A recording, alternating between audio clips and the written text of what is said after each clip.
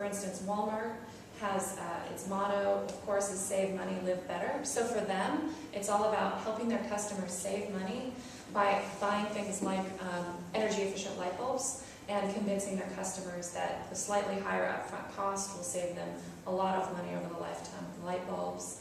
But they have very aggressive targets of 100% renewable energy, zero waste, and they want to sell all sustainable products. And those are goals, and they're putting time frames on as they move forward, but those are their objectives over time. When I was there for a workshop with them, they really saw that in 2020 they would like people to be able to walk into a Walmart store and know that overall you had products in there that were good for the planet, that were not hurting people or our natural resources.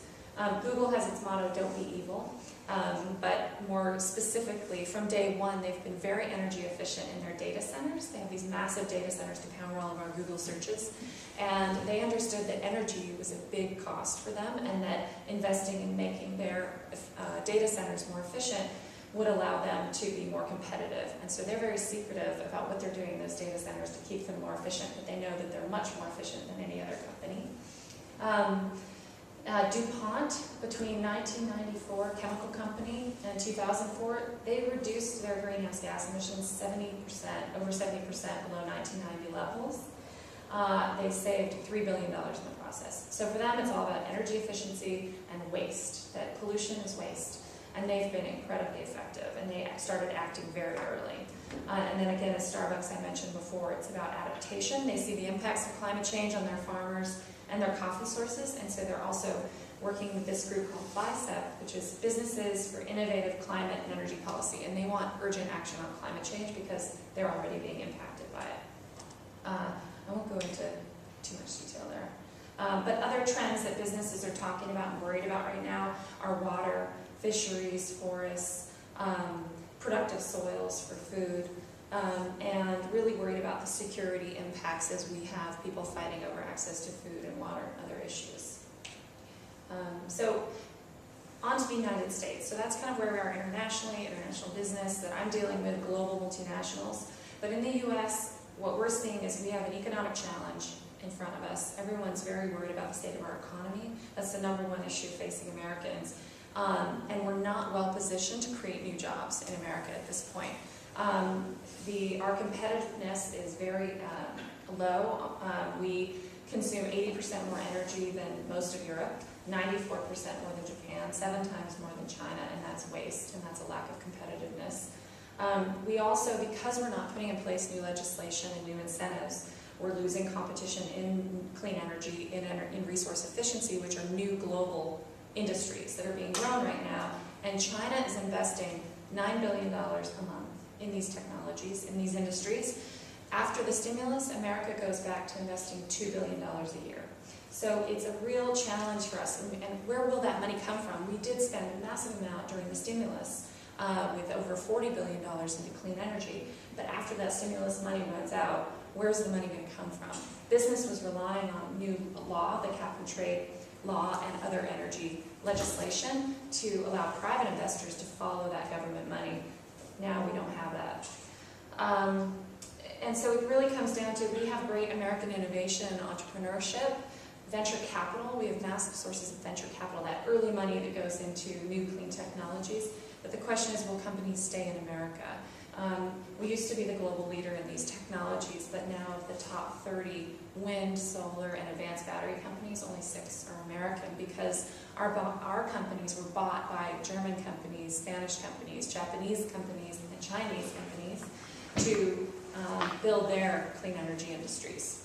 And because the United States didn't have the right laws in place to benefit from energy. Gosh, my country, but we've been challenged in this area. So the reality is there's global competition for investment. There are investors.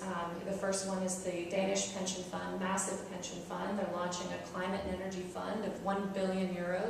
And they're saying, look, we're not going to wait for the United States. We're going to invest where we can trust the policies and that we can make money, and that's China, India, and other countries. Also, I was with a group of investors that were in Capitol Hill pushing our Congress to act, and they said, look, every Monday we get together and we decide where we're writing checks. And we're not writing checks to American companies and American projects, we're writing them in these other places where they have better laws in place. So they're very frustrated.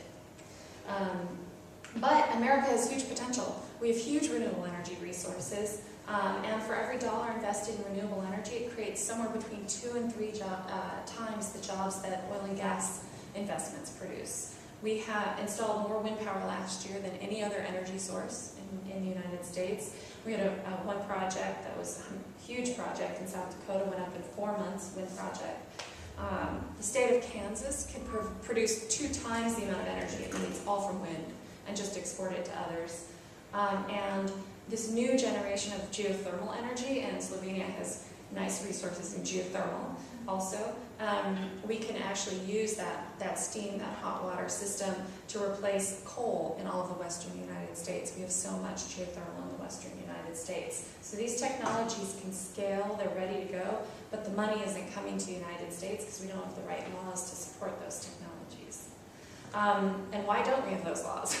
Well, the politics is that Americans love clean energy. A very prominent Republican pollster did early research in January and February of Americans and what they thought about climate change and what they thought about clean energy. And he looked at nationally, and he also went state by state, because as you guys I'm sure know, our states are very, some are Democratic, some are Republican, and some are swing states. And even in the swing states that he looked at, the vast majority of Americans love clean energy. They also, a simple majority, over 50% of people in those states want accountability for polluters. They want polluters to pay for that pollution. So they support them paying for that pollution. But they're worried about the economy. Is this going to hurt them? Are we going to lose jobs in those traditional, more polluting sectors, the traditional energy systems, as we transition to clean energy? Are the clean energy jobs real jobs? They're just not seeing the numbers yet to know that they're real. And so really what's at risk here for America is our competitiveness and our productivity and competition in this new sector. So what are business leaders doing about it? Well, these are some print ads that were taken out over the last year and a half by clean technology companies and investors saying, look, this is about competition with China. Americans are very worried about competing with China for good reason, and saying, look, we invented the light bulb, so why don't they say made in America? And the other one says solar power, it was our idea in the first place, so why are we in 4th place? Really trying to get the message out that we started these technologies, these are very American technologies, but unfortunately we're just not producing them, others are. And then I have a couple ads, and I'll just do one because of the sound challenge that these same organizations aired. And this is,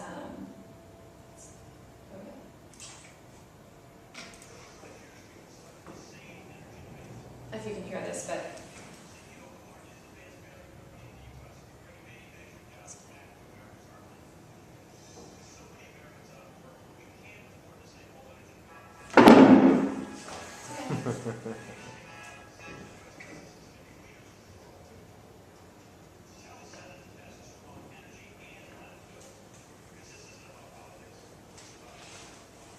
so Dave View is a CEO of an advanced battery company, the largest advanced battery company in the United States, and he's selling his batteries to companies like GM because they're producing a new plug-in hybrid electric vehicle. And he's saying, look, I'm creating jobs, and the clean energy sector is really one of the only sectors right now creating jobs in the United States. So they're saying, we're creating jobs, but if you don't pass some legislation to help us keep going, we're not going to be able to continue creating jobs in the United States. So I'll just do one, but there were a series of ads. One said targeted specific, said Missouri has potential for 40,000 jobs to be created in clean energy. And then the other one had a number of clean business leaders from different states around the country talking about the job creation potential in these areas if we pass laws.